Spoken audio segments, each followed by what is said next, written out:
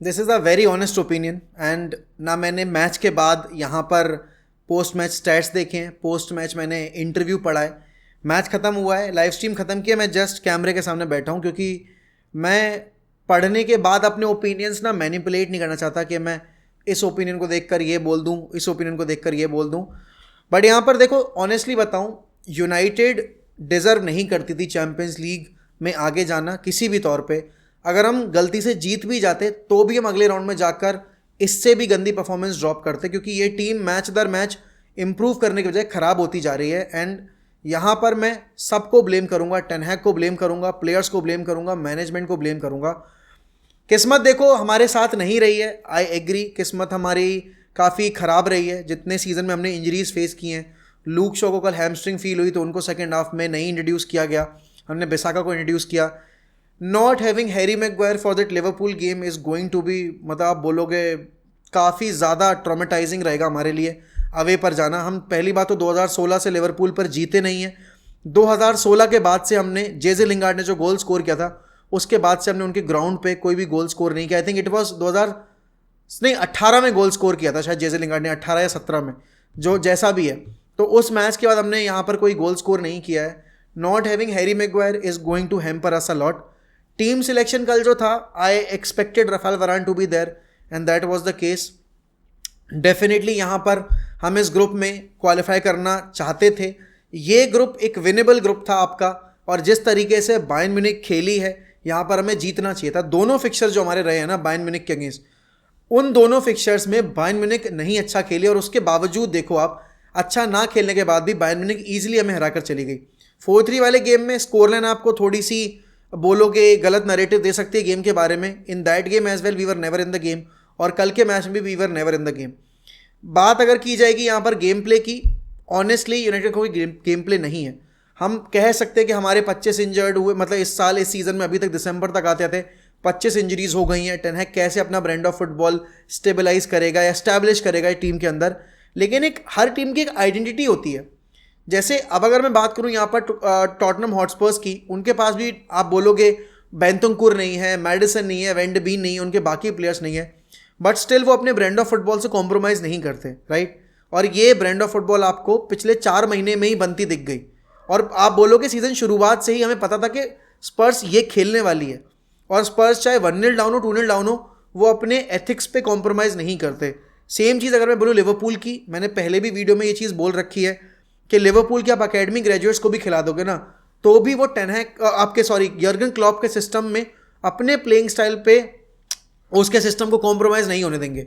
वो वैसे ही खेलेंगे जैसे यर्गन क्लॉप उनकी फर्स्ट टीम को खिलाता है। और यहाँ पर टेन हैग 1.5 साल हो चुका है, और उसके बावजूद एक प्रॉपर एक आप बोलोगे आइडेंटिटी या फिर ब्रांड ऑफ फुटबॉल स्टैब्लिश नहीं कर पाए। पूरे मैच में हमने कम पोजीशन रखा, हमने कम पासेस किए, हमने फाइनल थर्ड में कोई एंट्रीज नहीं बनाई, एंड हमने उनके गोलकीपर को सिर्फ एक लॉन्ग शॉट पर टेस्ट किया जो कि लूक शॉ के एंड से आया। हम बहुत ख़राब थे, पूरे मैच में हमने लिटरली कुछ भी नहीं किया, एंड अल्टीमेटली इस ब्रांड ऑफ फुटबॉल के साथ यूनाइटेड आगे जाना डिजर्व नहीं करती थी। अब देखो बहुत सारे लोग बोलेंगे कि लेकिन यार यूरोपा तो क्वालिफाई करना चाहिए था। अब आप ये सोचो कि आप कुछ मिलियंस के लिए यहाँ पर यूरोपा क्वालिफाई कर भी जाते, लेकिन आप अगले राउंड में जाकर किसी भी एक स्ट्रॉन्ग टीम के अगेंस्ट अगर कंपीट करते तो वहाँ पर आपको एलिमिनेशन झेलना पड़ता। तो वो क्वालिफिकेशन आपके लिए और ज़्यादा बेइज्जती होती कि आप पहली बात तो चैंपियंस लीग में डिमोट होकर यूरोपा में आए, और फिर यूरोपा से भी एलिमिनेट ही हो गए, वहाँ पर भी आप अगले राउंड में क्वालिफाई करके नहीं जा पाए। तो इट्स गुड फॉर अस कि अब हमारे पास एटलीस्ट फरवरी तक कोई एक्सक्यूज़ नहीं होगा कि हमें यार ये करना है वो, बल्कि पूरे सीजन में कोई एक्सक्यूज़ नहीं होगा कि हमें चैंपियंस लीग भी खेलनी है और एफए कप भी खेलना है और प्रीमियर लीग भी खेलनी है। चैंपियंस लीग से आप बाहर हो गए, यूरोप के कोई कंपटीशन में आप आगे गए नहीं हो, एंड डेफिनेटली यहाँ पर एफए कप में भी जिस तरह से हम खेल रहे हैं हमें कोई भी टीम एलिमिनेट कर सकती है। आई वोंट बी सरप्राइज अगर हमें विगन एथलेटिक एलिमिनेट करके और हमें बाहर निकाल दे एफए कप से। अब आप ये सोचो कि एक ऐसा ग्रुप जहाँ पर कोपेनहेगन क्वालिफाई करके गई है और कोपेनहेगन के पास इतने बड़े नाम वाले प्लेयर्स नहीं है। आपकी टीम में आपने रैसमुस हॉलैंड साइन किया, आपने मेसन माउंट साइन किया, आपने आंद्रे ओनाना साइन किया।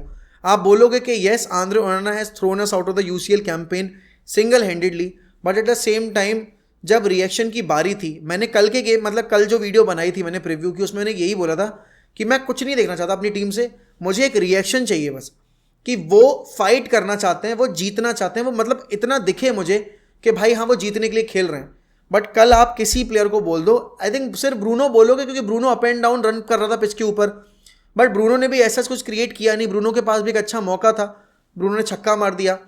पूरी टीम खराब थी right from minute 1, we never looked like कि हम यहाँ पर जीत सकते हैं, गोल स्कोर कर सकते हैं। अगर मैं यहाँ पर प्लेयर रेटिंग की बात करूँ तो देखो डिएगो डेलो, चाहे आप लेफ्ट पे खिला लो चाहे राइट पे खिला लो, that player is pathetic, he is piss poor, उससे कुछ भी नहीं होता। उसकी डिसीजन मेकिंग फाइनल थर्ड में पिछले मैच में भी हमने देखी, कल भी हमने देखी, every time he was trying to cross the ball, first man clear नहीं हो रहा था उससे। Diego Dalot, I can not give him more than 4 points, and then unfortunately Harry Maguire injured होकर बाहर हो गया, बट जब तक मैग्वायर था पिच के ऊपर, again defensively he was our best player, तो I would give him a solid 8। Starting 11 की पॉइंट्स हैं ये। Then Rafale Varane, I would say he was average, he was not good. बहुत बारी रफाल वरान कॉट अप हुए, spaces उन्होंने बहुत दिए, वो साने का जो रन बना था उसमें रफाल वरान वॉज बॉल वॉचिंग, एंड जो गोल भी आया उसमें रफाल वरान की भी थोड़ी गलती थी, मिली भगत थी दोनों की, डेलो और रफाल वरान की, एंड अल्टीमेटली पोजीशन वहाँ पर अमराबाद ने भी वो किया। Raphael Varane I can not give him more than 5 points.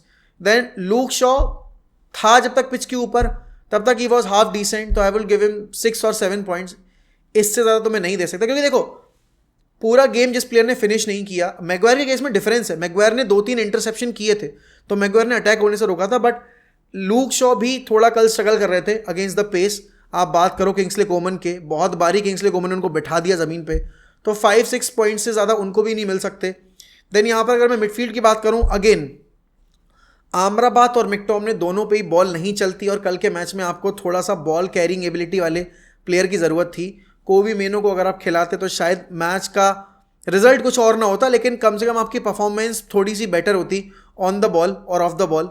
आप दोनों ही आप बोलोगे प्लेयर्स के चक्कर में ना बॉल प्रोग्रेस कर पाए और ना बायर्न म्यूनिख को फिजिकलिटी लेवल पर भी मैच कर पाए, क्योंकि बायर्न के किमिक और गोरेत्स्का ने हमें लिटरली ओपन कर रखा था, कार्व ओपन कर रखा था हमें, और बार बार हाई लाइन के चलते हम एक्सपोज हो रहे थे। गेम के लेटर हाफ में Amrabat was playing very in a very deeper role because Maguire was not there, और जॉनी इवांस का पेस बहुत बहुत ज़्यादा कम है, बट अल्टीमेटली वो कुछ हमें हेल्प नहीं किया। Amrabat I would give him a 5, and Scott McTominay again a 4 और अ 5, उससे ज़्यादा परफॉर्मेंस थी नहीं उसकी। Then Bruno Fernandes, just for his work rate I would give him 7, उससे ज़्यादा या 6.5 या 7, उससे ज़्यादा तो मैं देना भी नहीं चाहता ब्रूनो फर्नांडिस को। देन बात आती है यहाँ पर आगे up top, Antony, Garnacho and Rasmus Hojlund. अब देखो बहुत सारे लोग मुझे इस चीज़ के लिए क्रिटिसाइज़ करेंगे, गाली भी दे सकते हैं कि यार आप इतने इम्पल्सिव होकर क्यों बोलने लगते हो, आप क्यों इतना ज़्यादा 20 साल के लड़के के ऊपर लोड डाल रहे हो, बट दैट 20 साल का लड़का is playing as a first choice number 9 for United. Rasmus Hojlund has been very subpar अभी तक, पिछले 4-5 गेम में तो रैस्मस हॉयलैंड की परफॉर्मेंस बहुत खराब आई है। Hold up play has been abysmal, work rate के मामले में Rasmus Hojlund has not provided anything to us, तो डेफिनेटली यहाँ पर आई कैन नॉट से कि रैस्मस हॉयलैंड को क्रिटिसिज्म नहीं मिलनी चाहिए, he deserves to be criticise. No way that I will say कि भाई नहीं रैस्मस हॉयलैंड क्रिटिसिज्म डिजर्व नहीं करता। फाइनल थर्ड में डिसीजन मेकिंग बहुत खराब है, फाइनल थर्ड में box movement inside the box has been really poor. I would give Rasmus Hojlund not more than 4 points. 4 is the, मतलब बोलो 4 एवरेज लगा लो पूरी टीम का, 4 एवरेज लगा लो। और यहाँ पर अगर मैं बात करूँ उसके बाद आपके गर्नाचो की, गर्नाचो ने कुछ वर्क रेट प्रोवाइड किया डेफिनेटली, तो गर्नाचो भी 5.5 या 6 से ज़्यादा नहीं दे सकता मैं, बिकॉज लास्ट में जो डिलीवरी थी हमारी वो बहुत एवरेज थी, तो वहाँ पर तो आप क्या ही बोलोगे। एंड देन एंटनी, अगेन मेरे ख्याल में Antony I would say he did his job decently defensive side में, बट अटैकिंग फ्रंट में तो एंटनी के एंड से भी मुझे कुछ देखने को मिला, तो मे बी 5 और 5.5, नॉट मोर देन दैट। बाकी सब्स्टिट्यूट्स पर तो कोई रेटिंग देने का मतलब ही नहीं बनता, जॉनी इवांस वगैरह आप जो देना चाहो वो दे लो, बट स्टार्टिंग 11 की मेरी ये रेटिंग है। चलो ठीक है, इवांस को दे देते हैं, आई वुड गिव हिम अ 4 और अ 5, not more then that. But यहाँ पर अगर मैं टेन हैग की रेटिंग की बात करूँ, आई वुड गिव हिम जस्ट 2, सिर्फ 2 रेटिंग दूंगा मैं टेन हैग को, बिकॉज आपको पता था कि ये मैच आपके लिए कितना इंपॉर्टेंट है और आपको कितना ज़रूरी है ये मैच जीतना बिफोर दैट लिवरपूल वाला फिक्चर। अब आप ये सोचो कि न्यूकासल जीते, न्यूकासल हारे, चेल्सी जीते, बॉर्नमथ हारे, देन बायर्न हार गए, और अब अगला गेम आपका लिवरपूल के अगेंस्ट है, वो भी आप हारोगे। तो 5 मैचेस जो आप अभी खेलने वाले हो, पिछले अगर हम 4 मैचेस की बात करें तो उसमें आपकी केवल 1 विक्ट्री आई है, 3 डिफीट है, और अगला आपको लिवरपूल से खेलना है जिसमें भी आप डिफीट फेस करने वाले हो। और अब आप ये सोचो with the unavailability of Maguire, and if Luke Shaw is also not going to be there, तो हम कितना गंदा स्ट्रगल करने वाले हैं. And that's a huge issue for us, क्योंकि अभी कैसेमीरो आएगा कब तक वो हमें नहीं पता, लिसांड्रो कब टीम में वापस आएगा वो हमें नहीं पता. डेफिनेटली टेन हैग के ऊपर बहुत ज़्यादा प्रेशर है, एंड यूसीएल एलिमिनेशन हो गया, प्लस हम यूरोपा भी क्वालिफाई नहीं कर पाए. तो यहाँ पर अब हो सकता है कि जॉब जाने की नौबत आ जाए. पता नहीं जॉब जाएगी या नहीं जाएगी. टेन हैग को सैक करना तो ना समझी होगी, लेकिन टेन हैग को ब्लाइंडली फॉलो करने पर भी मैं बिल्कुल भी वो नहीं हूँ, मतलब सपोर्टिव नहीं हूँ, क्योंकि टेन हैग के एंड से मुझे कुछ नहीं देखने को मिला. एक आइडेंटिटी होती है एक फुटबॉल क्लब की कि चलो ठीक है, ये टीम ये फुटबॉल खेलती है, ये टीम ये फुटबॉल खेलती है. जो सोल्शायर के अंडर हो रहा था ना लास्ट सीजन में, और रैनिक के अंडर हो रहा था, सेम चीज़ हो रही है यहाँ पर अभी टेन हैग के अंडर. हम कुछ भी नहीं कर पा रहे, हमारा बॉल प्रोग्रेशन बिल्कुल जीरो है, हम साइडवेज पास करते रहते हैं. जितना पोजीशन आपने देखा और जो पास एक्यूरेसी है, इट्स ऑल बिकॉज कि आपने साइडवेज पासिंग की है. फॉरवर्ड पासेस जितने भी आपने निकाले हैं वहाँ पर आपकी टीम बहुत ख़राब खेली है. तो definitely there is no point कि यहाँ पर टेन हैग को एक फ्री क्लीन शीट दे दी जाए, कि क्लीन शीट मिल जाए कि नहीं भाई आप कैसा भी खिलाओ आप ही रहोगे मैनेजर. कुछ आइडेंटिटी बनानी पड़ेगी टेन हैग को. उनके स्टेटमेंट्स जो आते हैं, कल आपने बोला कि ओल्ड ट्रैफर्ड पर खेलने वाली टीम्स इतनी कंफर्टेबल नहीं होती हैं. बायर्न कंफर्टेबल नहीं थी, फिर भी हरा के चली गई, क्योंकि आप उनसे ज़्यादा अनकंफर्टेबल थे. आप अपने होम पर नहीं खेल रहे. और for the second game running, या फिर मैं बोलूँ for the third game running, old Trafford ने बू किया है टेन हैग को और उनकी टीम को, क्योंकि एफर्ट अगर नहीं दिखेगा, फैन बेस भी एक सर्टेन लिमिट तक ही आपको बैक करने वाला है. And definitely Ten Hag in performances के बाद, और यहाँ पर देखो, अगर आप टेन हैग को सैक कर रहे हो ना, तो फिर आपको एक चीज़ माननी पड़ेगी कि आपको फिर स्क्वाड ओवरहॉल चाहिए. एंड अब विंटर मार्केट में जाते में it has become a necessity for United to sign a centre back, and definitely we have to look for a player in the midfield as well जो थोड़ा ball progress कर पाए. क्योंकि कोबी मेनो के ऊपर वो रिस्पॉन्सिबिलिटी डाल देना मेरे ख्याल में काफ़ी गलत होगा. एंड आप बोलोगे मेसन माउंट आ जाएगा वापस. Mason Mount is not a ball प्रोग्रेसर.